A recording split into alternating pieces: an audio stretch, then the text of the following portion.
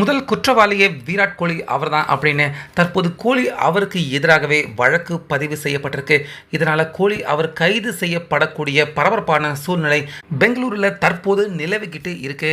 அதாவது ஆர்சிபி அவங்க கப்பு வாங்காம இருந்து வாங்கினாலும் வாங்கினாங்க, அந்த பெயர் புகழை தங்களுக்கு சாதகமாக ஆக்கிக்கணும் அப்படின்னு கர்நாடக மாநில அரசு உடனடியாக மிகப்பெரிய பிரம்மாண்டமான பாராட்டு விழா ஆர்சிபி அணி விராட் கோலி இப்படி எல்லாருக்குமே ஏற்பாடு செஞ்சிருந்தாங்க. ஸோ அதே நேரத்தில் அன்னைக்கு சாயந்தரம் பெங்களூரு சின்னசுவாமி கிரிக்கெட் ஸ்டேடியத்தில் மிகப்பெரிய பஸ்ஸுக்கு மேலே போகிற ரோட் ஷோ அதை நடத்தி பெங்களூரு சின்னசுவாமி கிரிக்கெட் ஸ்டேடியத்துக்கு மைதானத்தில் கொண்டு வந்து ட்ரோஃபியை வைக்கிறது தான் மிகப்பெரிய திட்டமாக இருந்துச்சு. இதனால் ரசிகர்கள் ரொம்ப பெரிய அளவில் சின்னசுவாமி கிரிக்கெட் ஸ்டேடியத்துக்கு முன்னாடி கூடியிருக்காங்க. எவ்வளவு ரசிகர்கள் கூடியிருக்காங்க அப்படின்னு பார்த்தீங்கன்னா சுமார் 35,000 பேர் தான் அந்த பெங்களூரு சின்னசுவாமி கிரிக்கெட் ஸ்டேடியம் இருக்கையில் அமர முடியும். ஆனால் கூடியிருந்த மக்கள் தொகை கிட்டத்தட்ட 4 லட்சத்துக்கும் அதிகமான மக்கள் பெங்களூரு சின்னசுவாமி கிரிக்கெட் ஸ்டேடியத்துக்கு முன்னாடி கூடியிருக்காங்க. ஸோ அவங்களை கட்டுப்படுத்துறதுக்காக போலீசார்கள் வெறும் 5,000 போலீசார்கள் மட்டும்தான் அந்த இடத்துல பாதுகாப்பு காவலர்கள் போலீசார்கள் இருந்திருக்காங்க. இதனால போலீசார்கள் அவங்களாலையும் யாரையும் சமாளிக்க முடியல. மக்கள் எல்லாருமே அவங்களுக்குள்ளேயே தள்ளு முள்ளு ஏற்பட்டு மைதானத்துக்கு உள்ள போறதுக்கு எல்லாருமே முண்டி அடிச்சுக்கிட்டு மிகப்பெரிய அளவில் தள்ளு முள்ளு ஏற்பட்டு அதன் காரணமாகவே கிட்டத்தட்ட 50 பேர் கவலைக்கிடமாக இருந்திருக்காங்க. 11 பேர் ஒட்டுமொத்தமாக இந்த உலக விட்டே போயிட்டாங்க. இவ்வளவு கோரமான சம்பவம் நடந்திருந்தும் பெங்களூர் சின்னசுவாமி கிரிக்கெட் ஸ்டேடியத்துக்கு உள்ள போன கோலி அதே போல ஒட்டுமொத்த ஆர்சிபி டீம்மேட்ஸ் எல்லாருமே அவங்க ட்ரோஃபி செலிப்ரேஷன்ல ஈடுபட்டிருக்காங்க.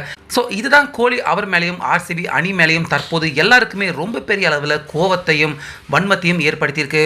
அதன் காரணமாக இன்னைக்கு பெங்களூரில் பல போலீஸ் ஸ்டேஷன்களில் கோலி அதே போல் ஆர்சிபி மேனேஜ்மெண்ட்டு இவங்க 2 பேர் மேலேயுமே சமூக ஆர்வலர்கள் பல பேர் இவங்க 2 பேர் மேலேயுமே வழக்கு பதிவு பண்ணியிருக்காங்க.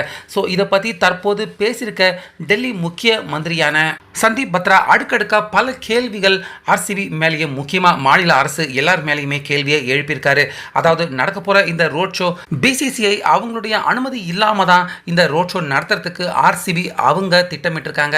அது மட்டும் இல்லாமல் வந்த கூட்டம் எல்லாருமே ஆர்சிபி ரசிகர்களாக இருக்கட்டும், ஆனால் எல்லாருமே முக்கியமாக மெயினாக ரசிகர்கள் மிகப்பெரிய அளவில் அங்கே கூட்டினதே விராட் கோலி அப்படிங்கிற அந்த ஒரு தனி நபர் அவருடைய பிராண்டு அவருடைய பேருக்காக தான் அந்த அளவில் மிகப்பெரிய அளவில் ரசிகர்கள் அந்த இடத்துல கூடியிருக்காங்க. சமீபத்தில் புஷ்பா 2 திரைப்படம் ரிலீஸ் ஆகியிருந்தப்ப அங்கே தள்ளுமுள் ஏற்பட்டு ஒரு பெண்மணி இறந்து போயிருந்தாங்க. அந்த இடத்துல முக்கிய குற்றவாளியா அல்லு அர்ஜுனா அவரை கருத்தில் கொண்டு ஆந்திர அரசு அவரை கைது பண்ணி சிறையிலையும் அடைச்சாங்க. ஸோ இங்கே தள்ளுமுள்ளு இங்கே ஆர்சிபி கொண்டாட்டத்தில் தள்ளுமுள்ளு ஏற்பட்டு 11 பேர் ஒட்டுமொத்தமாக உலக விட்டு போயிருக்காங்க. அந்த இடத்துலையுமே முக்கிய குற்றவாளியாக கண்டிப்பாக விராட் கோலி அவர் தான் இருக்காரு. அதனால் நிச்சயமாக விராட் கோலி அவர் கைது செய்யப்படணும் அப்படின்னு தற்போது டெல்லியில் இருக்கிற முக்கிய மந்திரியான சந்தீப் பத்ரா விராட் கோலி அதே போல் ஒட்டுமொத்த ஆர்சிபி மேனேஜ்மெண்ட் இவங்க எல்லாருக்கும் எதிராக பரபரப்பான இந்த பேட்டியை கொடுத்திருக்காரு. அர்ஜுனா அவரை போலவே கோலியும் கைது செய்யப்படுவார் அப்படின்னு இந்த பேட்டி அவர் கொடுத்திருக்காரு.